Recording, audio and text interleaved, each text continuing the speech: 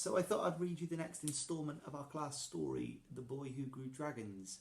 Hopefully you'll remember from yesterday, Thomas has just been found with a rather smelly pair of shorts in his rucksack. So here we go. On Mondays, Grandad picked me up from school, but when he saw me and asked how my day had been, I just shrugged.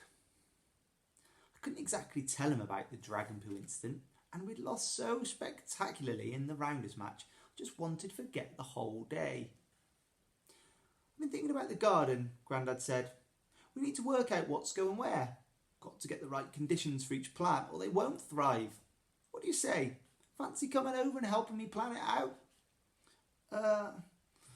Can I come tomorrow? I said, thinking of how I really just wanted to get home to Flicker.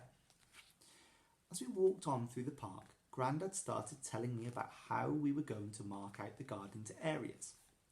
But I was too distracted to listen properly. I kept thinking about the burst dragon fruits I'd seen under the tree. Had more dragons really hatched?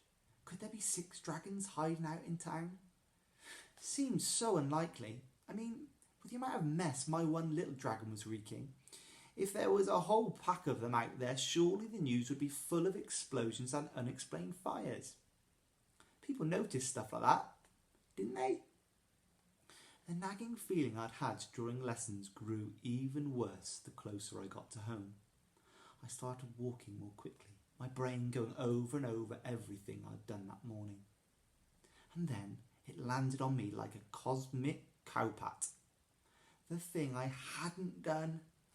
I grabbed the front door key from Grandad's hand and ran, my panic rising, because the one thing I'd forgotten to do was close my bedroom window.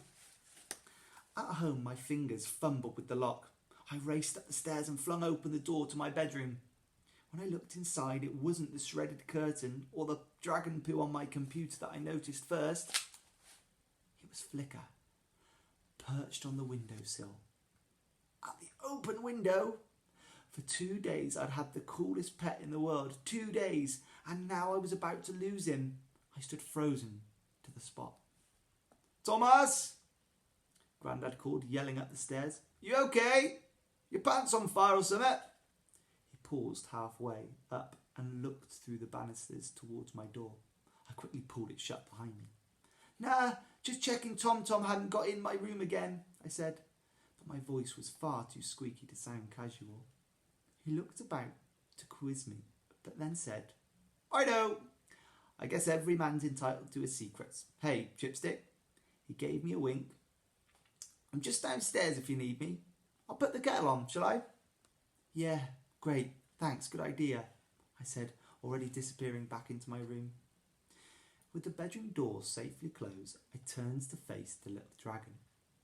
He was still on the windowsill, staring up at the sky, his tail flickering from side to side.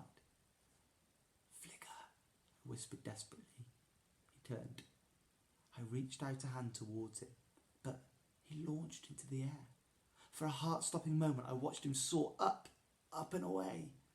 I'd only ever let him fly inside the house. Now, sensing freedom, he was going to simply fly away and leave me. I raced over to the window, my eyes locked on the little shape flitting about among the leaves of the trees at the end of the garden. After a few agonising minutes, he fluttered towards the tree in next door's garden, the one nearest my window. He perched on a branch, his diamond eyes fixed onto me.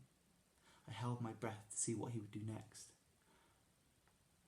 I waited, my heart ready to crack, willing him to come back to me, terrified he wouldn't. Then, stretching his wings and with his eyes still locked on mine, Flicker flew back in through the window and settled on my shoulder.